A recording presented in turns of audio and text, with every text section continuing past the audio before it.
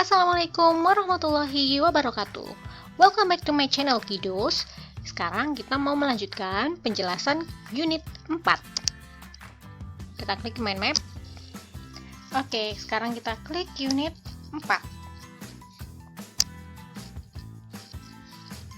Di unit 4 ada 5 indikator. Kita langsung saja buka ke Personal and Business Phone Conversation.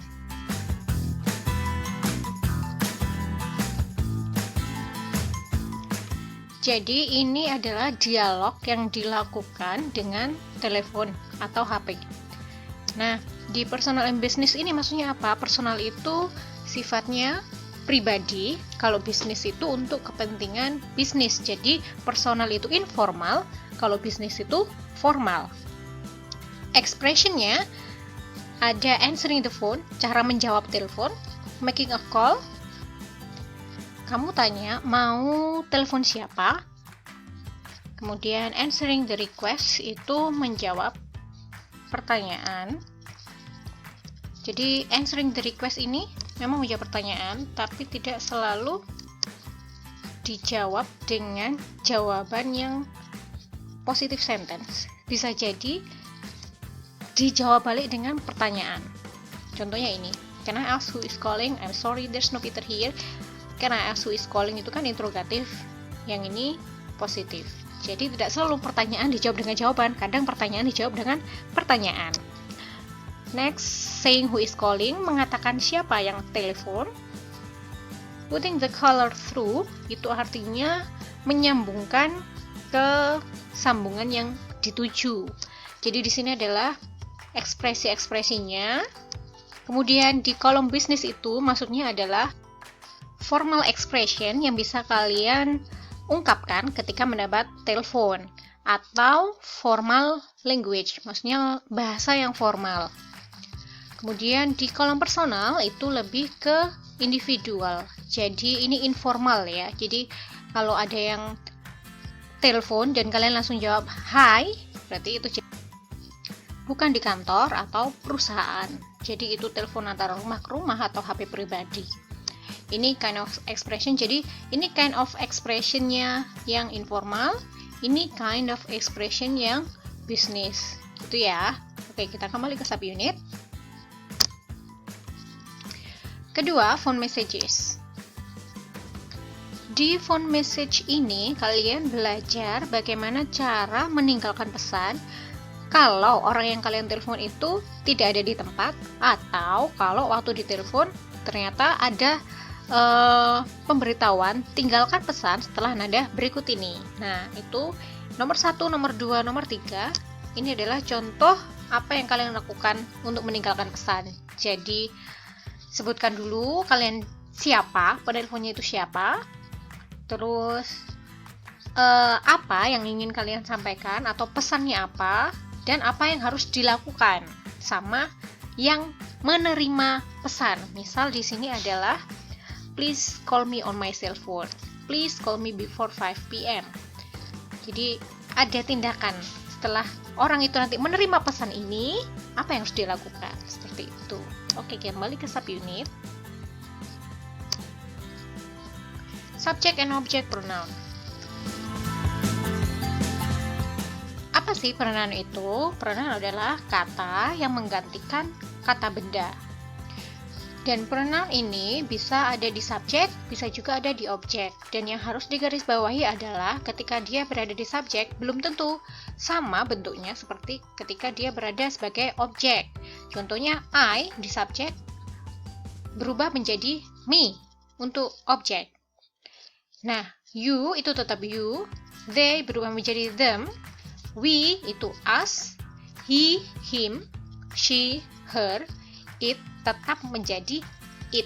Contohnya adalah John eats pizza. John makan pizza. Nah, John ini sama dengan he. Kata ganti untuk John itu adalah dia laki-laki. It's tetap it's, pizza karena ini adalah benda, jadi bisa diganti menggunakan pronoun objek it. Ini it. It tetap it. Kembali ke subunit. Nomor 4 yaitu inviting someone and giving suggestion.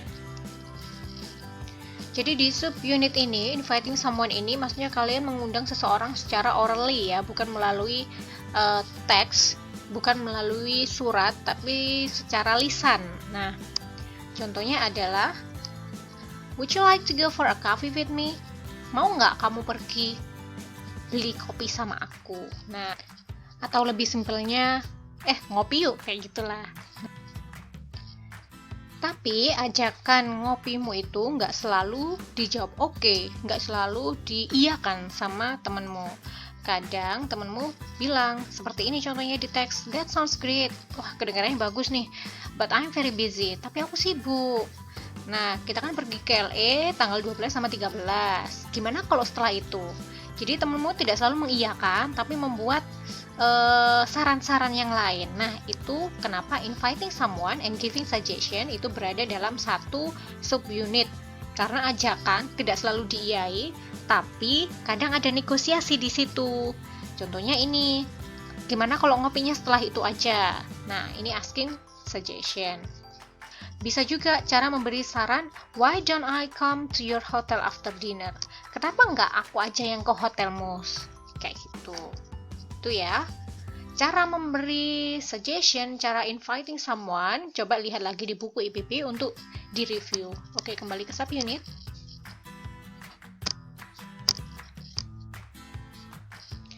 Terakhir, formal invitation. Nah, ini baru undangan secara tertulis, makanya formal. Contohnya formal invitation itu yang di sini adalah undangan ulang tahun, birthday party. Nah, untuk birthday party ini atau formal invitation, kalian akan menemukan RSVP di sini, yang artinya kalian datang atau tidak datang itu harus menghubungi berikut ini. Ada nomornya, ada emailnya. Jadi beda ya, kalau di Indonesia datang atau nggak datang terserah. Betul. Tapi kalau undangannya formal dan ada tulisan RSVP, itu artinya kalian harus konfirmasi dulu mau datang atau enggak. Seperti itu. Oke, sekarang kita lihat di formal invitation itu ada apa aja sih? What? What itu acaranya apa? Next, setelah itu ada who. Who ini siapa yang mengundang, gitu ya. Terus where? Di mana? Undangannya itu akan diadakan di mana? Terus when? Kapan? Kemudian special instruction. Jadi ini ada special instruction di sini, ada dress code. Baju yang harus dipakai seperti apa? Nah, RSVP untuk confirmation, konfirmasi. Kita kembali ke subunit. And ternyata itu tadi yang terakhir. Jadi selesai kita mereview unit 4. Kembali ke unit. Oke. Jadi selesai ya untuk review unit 1 sampai 4. Tinggal kalian mencoba quiz time. Tinggal diklik aja, nanti akan muncul quiznya. Kita klik menu exit.